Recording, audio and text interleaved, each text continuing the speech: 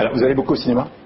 Un petit peu. Alors, on va vous parler d'un film qui est sorti aujourd'hui. Il paraît qu'il est formidable. Très bon démarrage, qui s'appelle Une séparation. C'est le film événement qui fait la une de tous vos journaux. On va y revenir dans un instant avec Alice. C'est un film magistral, passionnant, poignant, haletant, fascinant. C'est ce que disent les critiques français et on en fait partie. On en parle avec l'actrice principale, Leila Attani.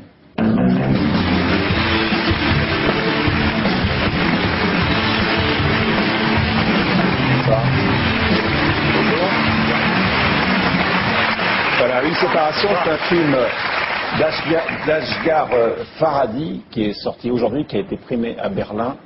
Qui est l'un des meilleurs représentants de la nouvelle vague du cinéma iranien. C'est un film qui était très attendu justement depuis qu'il a été primé par l'Ours d'Or à Berlin. La presse est dithyrambique. Regardez quelques extraits qu'on pouvait lire dans les journaux ces jours-ci en France. Un chef-d'œuvre malgré la censure dans Le Monde, le Journal du Dimanche, le film à voir absolument cette semaine, le film qui emballe le monde entier dans le Nouvel Obs. Pépite de la semaine dans le Parisien. Et c'est très justifié. La séparation, c'est l'histoire d'un couple en pleine séparation. Elle veut quitter l'Iran, elle veut partir vivre à l'étranger. Lui ne veut pas quitter son vieux père qui est atteint de la maladie d'Alzheimer. Et il engage une jeune femme pour s'occuper de lui. Alors c'est une petite histoire qui raconte la grande histoire, celle de l'Iran d'aujourd'hui. Ça raconte la lutte dans un couple, ça raconte la lutte des classes, les fractures qu'on connaît mal ici en France entre les progressistes iraniens et les couches pauvres, religieuses de la société. Ça raconte les femmes d'Iran de manière magnifique. Et ce qui frappe, c'est la liberté de ton. On va regarder quelques images.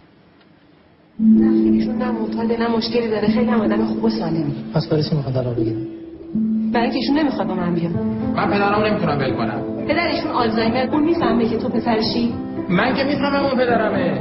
من الان تکلیفم چی میشه آقا؟ هیچی. بفهم سر زندگیتون. خدا.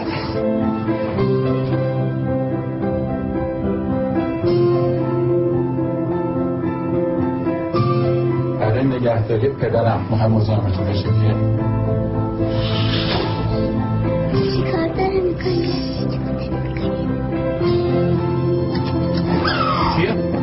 بابا داشت میمرد من رسیدم.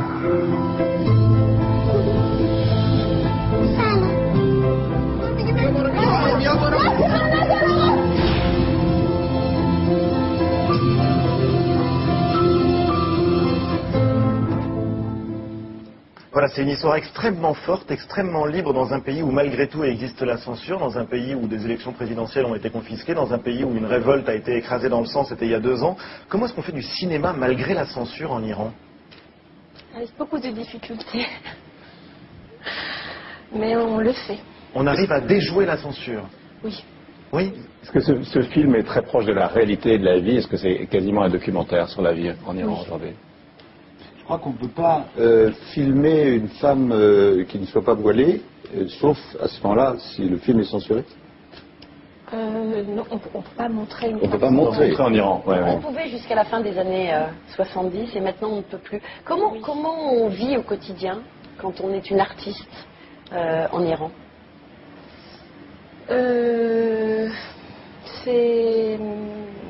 Je sais pas, j'ai jamais vécu ailleurs en tant qu'actrice, je peux pas vraiment comparer. Mais est-ce que la vie est difficile? Est-ce que la vie quotidienne? Il y a une sorte d'entente entre le peuple iranien. Donc, quand je suis actrice parmi mes gens, en fait, je me sens bien reçue. Je ne suis pas détachée d'eux. On s'entend bien, on se comprend très bien. Vous êtes fille d'actrice et votre père est réalisateur, donc vous êtes dans un univers d'artiste depuis toujours. Oui. Et c'est là où vous avez appris le français? Oui, avant la Révolution, il y avait de l'école française en Iran. Et puis j'ai suivi des cours privés. Et puis après le bac, je suis partie à Lausanne et j'ai fait. Vous parlez un français magnifique, hein? Bravo. Mais j'ai pas fini l'école polytechnique. J'ai fait autre chose. Alors le film suscite des interrogations, c'est toujours ce qu'on aime au cinéma, plutôt que de faire passer un message en force. Pardon. C'est ce qu'on ressent. Le film suscite des interrogations. Oui. Plutôt que de faire passer un message. Tout à fait. Je crois que c'est peut-être une sorte, c'est sa manière de faire passer le message, c'est en posant des questions. J'ai pu comprendre que la séparation, c'est à la fois la séparation des aventures, mais aussi la séparation entre des couches sociales. Oui, oui. Vous pouvez nous dire un peu ça, nous expliquer? Oui, il y a eu toujours ce conflit entre la classe moyenne et la classe pas favorisée. Et puis c'était ce milieu moins aisé qui se voyait toujours, qui devait travailler pour cette classe moyenne. Et comme il n'y avait pas une grande différence entre les deux couches, il y avait toujours cette sorte de, je dirais pas rancune, mais un peu moins. Et donc il y a eu toujours cette guerre. Et je crois que c'est pour la première fois, en tout cas, que de cette manière on traite un sujet pareil. Et la classe pauvre, on peut voir en Iran. Pardon ? C'est un film qu'on peut voir aujourd'hui Oui, en bien Iran sûr, et qui a bien du sûr. succès. Beaucoup de succès. C'est un film subversif. Ça veut dire quoi ? C'est un film qui peut inciter des citoyens iraniens à se poser des questions, à Oui, c'est contester le pouvoir. Subversif, c'est à ce sens-là. De toute façon, c'est un film qui fait penser, qui fait réfléchir. Et c'est un film qui est fait vraiment, qui traite des sujets profondément. Et...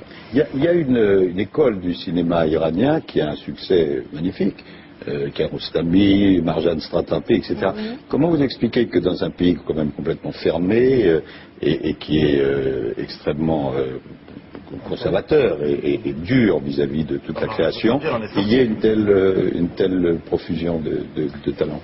En fait, parce qu'on est un peuple qu'on a eu toujours une très forte fortune de la littérature, de la poésie. Et cela date des siècles et des siècles, ce que c'était toujours les Iraniens étaient fiers de leur littérature, de leur poésie. On est vraiment un peuple très poétique aussi. Et aussi très métaphorique. Et le cinéma a pris cette place-là. Donc le cinéma a tous ces éléments et je crois que c'est compréhensible que ce peuple puisse très bien adapter cette technique pour pouvoir s'exprimer. Alors le film a été vendu dans le monde entier, il est sorti aujourd'hui en France et on a les chiffres des entrées des premières séances, donc Une séparation est en tête du box-office cet après-midi. Elle fait jeu égal en tout cas avec Limitless, le film avec Robert De Niro et Monica Bellucci, un auteur de cinéma, un film italien en l'occurrence. Vous restez avec nous, voici le zapping de ces dernières 24 heures.